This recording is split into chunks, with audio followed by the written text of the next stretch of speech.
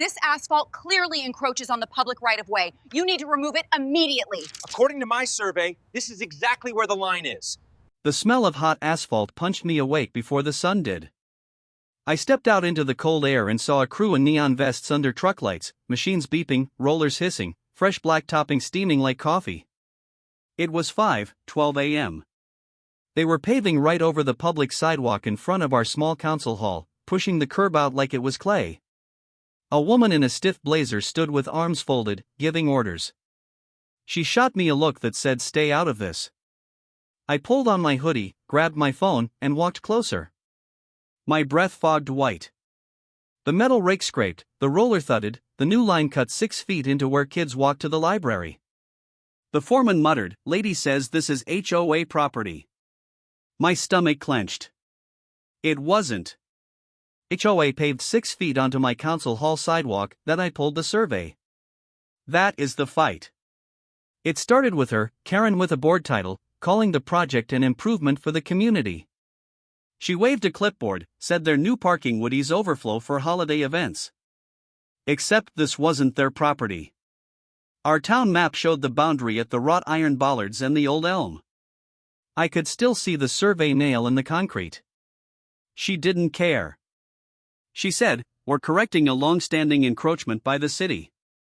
The roller went back and forth like a bully grinding a boot. My hands shook. I filmed. The asphalt smell made my eyes burn. I tried to reason. I said, "Hey, this sidewalk is used by the school kids and seniors every day. We have permits for maintenance only."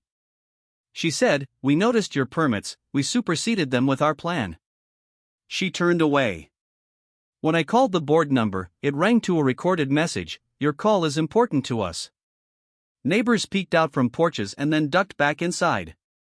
One older guy whispered to me at 9:00 p.m. that night in the corner store, "Don't cross them. They sent fines to my niece for having a red cooler visible."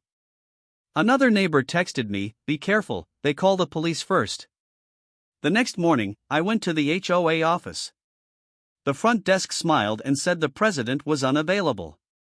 I slid a copy of the city map under the glass. It sat there like trash on their side. That was my line. No more shrugging. I promised to use proper channels and nothing else. I went to the records room and requested the plats, the easements, the permits. The clerk wheeled out a gray cart. The file landed with 63 pages. I breathed out and started reading. Property lines. Survey pins. A 5-foot public right-of-way plus a 2-foot setback.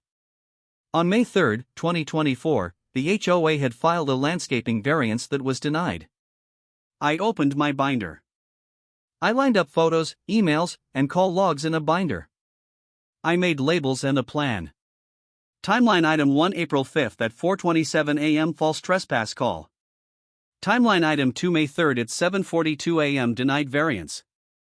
Timeline item 3 May 3 at 9:21 p.m. board group text about paving, pulled from a public Facebook screenshot where Karen bragged about getting it done before sunrise.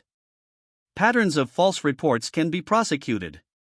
That line mattered, because she had called in a trespass on our city crew once before, and the report had been dismissed. I printed the survey with the coordinates in big font and circled the iron pin location. I measured with a tape, chalked an X on the new asphalt 6 feet past the line, and put orange flags in the dirt. I set the trap, but it was really just a meeting and a microphone. At the next open board session, I signed up for public comment. I wore my nicest blue shirt and a calm face. I brought the binder, the rolled survey, and a little wheel measurer. The room was full. The board sat on their raised platform like a tiny court. Karen smiled too big. When they called my name, I rolled the survey across 2 tables and clicked the wheel measurer on. 2 turns and a half. I stopped at my chalk X. I said, "You paved over a public sidewalk. You extended 6 feet onto municipal land. This is the boundary, here." A city inspector I'd invited, with a fluorescent vest and a clipboard, walked the wheel with me. He bent, found the iron pin by the elm with his magnet, and tapped it with a key. The sound rang. He looked at the board. He wrote down a note, calm as rain. The room went silent except for someone's soda fizz. Karen said it was a misunderstanding. The inspector said, no, it's a violation. Phones came out. Neighbors filmed. Someone whispered, "Woof." My email pinged while I stood there. A kid in the back said, "They paved over the school path?" The video of the Chalk X hit our town group within minutes. Comment counts rolled up fast, 10, then 20, then 200. A guy uploaded a side-by-side of the old Google Street View and the new blacktop, with arrows. Another said, "So that's why my grandma's walker hit a lip last week." People laughed when the wheel measurer clicked like a metronome in the quiet room. My friend Lena posted a short clip set to dramatic music. The caption, "The asphalt ate the sidewalk and the sidewalk fought back." Even some HOA members shook their heads. The energy shifted like a tide going out. Soon, the authority flip hit. The city inspector issued a stop work notice on the spot and tacked it to the new curb. He said, any further activity will incur daily fines. The police officer in the back, the same one who'd been called on our maintenance crew, stepped forward and said, "We're reviewing the false trespass report history." Karen swallowed. The council clerk, who'd been watching, emailed me a notice for an emergency hearing. At 2:30 p.m. that same day, the council chamber filled. I laid out the binder for the record. The council chair read the right-of-way language out loud. The board's lawyer tried to call it a boundary ambiguity. The surveyor, patched in on video, said, "There is no ambiguity, the pin is fixed, the bearing is clear." The council voted. The motion, remove the encroachment, restore the sidewalk, reimburse the city $2,000 for staff time, and submit a compliance plan by June 15. It passed 5-0. Karen's smile didn't come back. The aftermath felt like clicking off a long, loud machine. The crew returned, but this time they were careful and quiet. They peeled back the black edge and poured new concrete where the kids walked to the library. The city painted a fresh crosswalk.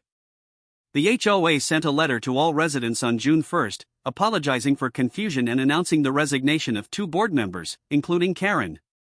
Complaints dropped. I counted only 3 in July, not 21 like May. The council hall steps felt peaceful again. On Saturday, we set out folding chairs for a small summer concert. I watched a dad push a stroller along the smooth sidewalk and stop to show his toddler the elm's first cicada shell. He smiled at me like we both knew something. I tossed the orange flags in a drawer and kept the binder on the shelf. Not as a trophy. As a reminder that using the right channels works, and that a tape measure, a survey, and steady neighbors beat a bullhorn every time. Please follow for more HOA showdowns like this. Do you think she got what she deserves? Comment below.